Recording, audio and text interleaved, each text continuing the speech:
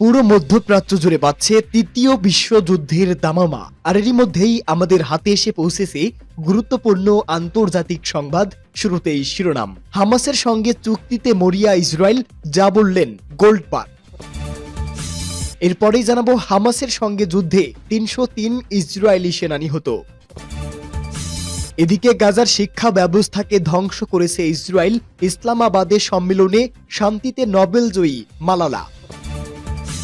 পরেই থাকবে উত্তর গাজায় এক সপ্তাহে 10 ইহুদিবাদী ইসরায়েলি সেনা নিহত। এবং সর্বশেষ জানাবো এবার মার্কিন পণ্যের উপর শুল্ক বসাবে কানাডা। শুনছিলেন সংবাদ শিরোনাম, এবারে বিস্তারিত।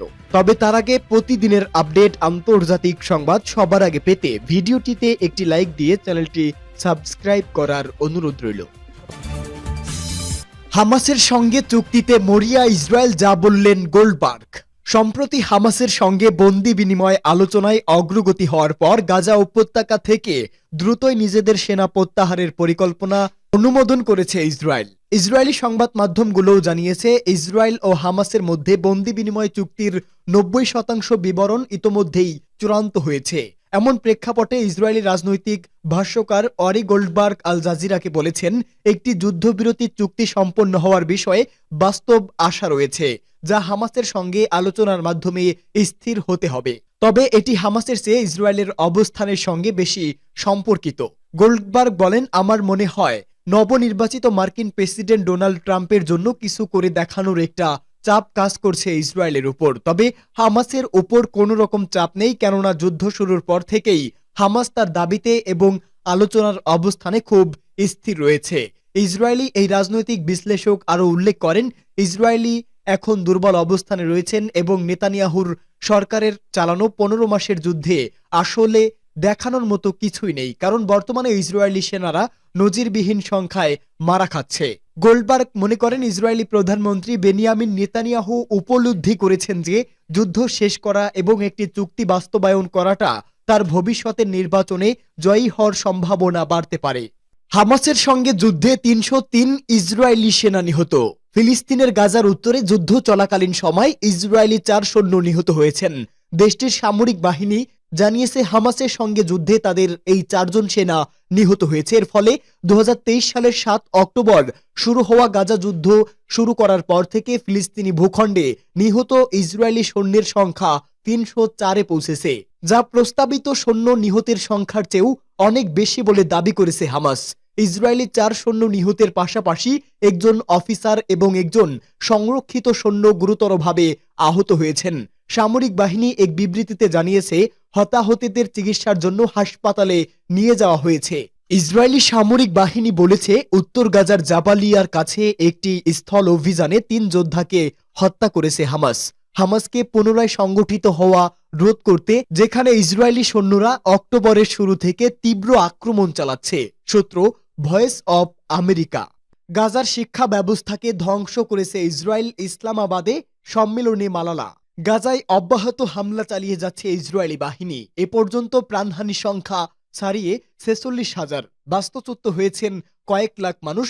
প্রতিনিয়ত ইসরায়েলি বোমার আঘাতে ধ্বংসস্তূপে পরিণত হয়েছে হাজার হাজার বসত বাড়ি, অবকাঠামো। চরম ক্ষুধা আর মানবিক বিপর্যয়ের মধ্যে দিন কাটাচ্ছে হাজারো মানুষ। যুদ্ধ অন্যান্য মৌলিক চাহিদার মতো ধ্বংস করেছে এই ভূখণ্ডের সমগ্র শিক্ষা ব্যবস্থাকে। পাকিস্তানের ইসলামাবাদে অনুষ্ঠিত ইসলামিক বিশ্বে মেয়েদের শিক্ষা নিয়ে একটি আন্তর্জাতিক সম্মেলনে দেওয়া ভাষণে এ কথা জানান শান্তিতে নোবেলজয়ী মালালা ইউসুফজাই। গত শনিবার শুরু হওয়া এই সম্মেলনে অংশ নেন বিশ্বের কয়েকটি দেশের প্রতিনিধিরা। এ সময় তিনি বলেন, ইসরায়েল গাজা ভূখণ্ডের স্কুল, কলেজ, ইউনিভার্সিটি সহ সব শিক্ষা প্রতিষ্ঠানে বোমা হামলা চালিয়ে 90% বেশি স্কুল ধ্বংস করেছে। প্রাণ বাঁচাতে স্কুল ভবনে আশ্রয় নিয়েছিল লাখো বেসামরিক নাগরিক, সেখানেও রেহাই মিলছে না তাদের। রাতের আধারে সেসব স্কুল ভবনে বোমা হামলা চালাচ্ছে ইসরায়েলি বাহিনী। সম্মেলনে তিনি আরো বলেন, আন্তর্জাতিক আইন এবং মানবাধিকার লঙ্ঘন করে গাজায় ইসরায়েলের অব্যাহত হামলার প্রতিবাদ জানিয়ে যাবেন তিনি। এই যুদ্ধে ফিলিস্তিনি শিশুরা তাদের জীবন এবং ভবিষ্যৎ হারিয়েছে। মেয়েদের স্কুলে বোমা হামলা, তাদের পরিবারকে হত্যা করা, সবকিছুই একটি কন্যা শিশুর শিক্ষাসহ ভবিষ্যতের উপর নেতিবাচক প্রভাব ফেলে, এমনটাই বলেন নোবেলজয়ী মালালা। একই সঙ্গে তিনি মালালা ইউসুফজাই মুসলিম নেতাদের আফগান তালেবান সরকারকে বৈধতা না দেওয়ার এবং নারী ও মেয়েদের শিক্ষার উপর নিষেধাজ্ঞার বিরোধিতা করে সত্যিকারের নেতৃত্ব প্রদর্শন করার আহ্বান জানিয়েছেন। উত্তর গাজায় এক সপ্তাহে 10 ইসরায়েলি সেনা নিহত। ফিলিস্তিনের অবরুদ্ধ গাজা উপত্যকার উত্তরাঞ্চলে হামাস সহ অন্যান্য সশস্ত্র গোষ্ঠীর ব্যাপক প্রতিরোধের মুখে গত এক সপ্তাহে 10 ইসরায়েলি সেনার মৃত্যু হয়েছে। এর মধ্যে গতকাল প্রাণ হারিয়েছেন 4 জন, এছাড়া আহত হয়েছেন আরও অন্তত 6 জন। তাদের মধ্যে 2 জনের অবস্থা খুবই গুরুতর। টাইমস অফ ইসরায়েল জানিয়েছে গত মঙ্গলবার উত্তর গাজায় 3 জন, এর আগের দিন 2 জন এবং তার 2 দিন আগে 3 জনের মৃত্যু হয়। সর্বশেষ গতকাল একসঙ্গে 4 জনের মৃত্যু হলো।